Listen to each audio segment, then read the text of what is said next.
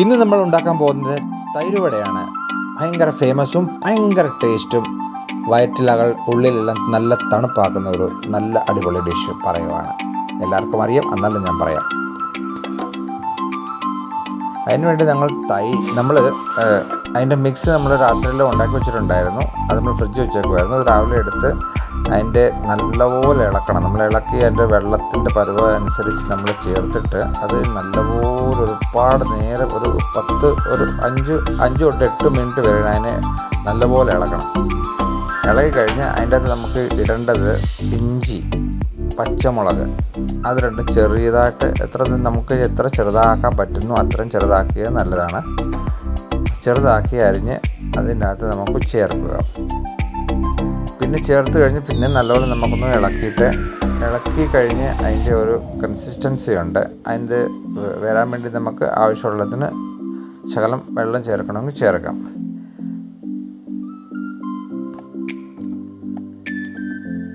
പിന്നെ എന്ന് പറഞ്ഞാൽ നമ്മൾ ഇപ്പം ഈ അളവ് നമ്മൾ ഇളക്കി ശരിയായോ ഇല്ലയോ എന്നറിയാൻ വേണ്ടി നമുക്കൊരു ടെസ്റ്റ് ചെയ്യാൻ പറ്റും. നമുക്കൊരു ചെറിയ ഒരു പാത്രത്തിൽ ശകലം വെള്ളം എടുത്ത് നമ്മൾ ഉണ്ടാക്കിയ മാവ് വെള്ളത്തിലിടുക.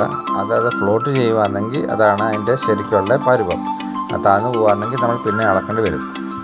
അത് കഴിഞ്ഞ് നമ്മൾ ശകലം എണ്ണ ചൂടാക്കി പാനിൽ നമ്മൾ വട ചെറിയ ബോളായിട്ട് നമുക്ക് ഇട്ട് കൊടുക്കാം.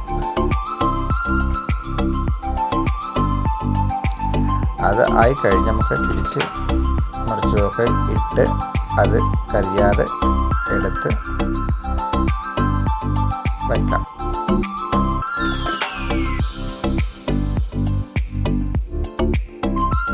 അങ്ങനെയുള്ള ബാക്കിയെല്ലാം എടുത്ത് വെച്ച് കഴിഞ്ഞ് നമുക്കിനി തൈര് പ്രിപ്പറേഷൻ ചെയ്യാം. തൈരിന് വേണ്ടി നമ്മളിപ്പം 1/2 ലിറ്റർ തൈരാണ് എടുത്തത്.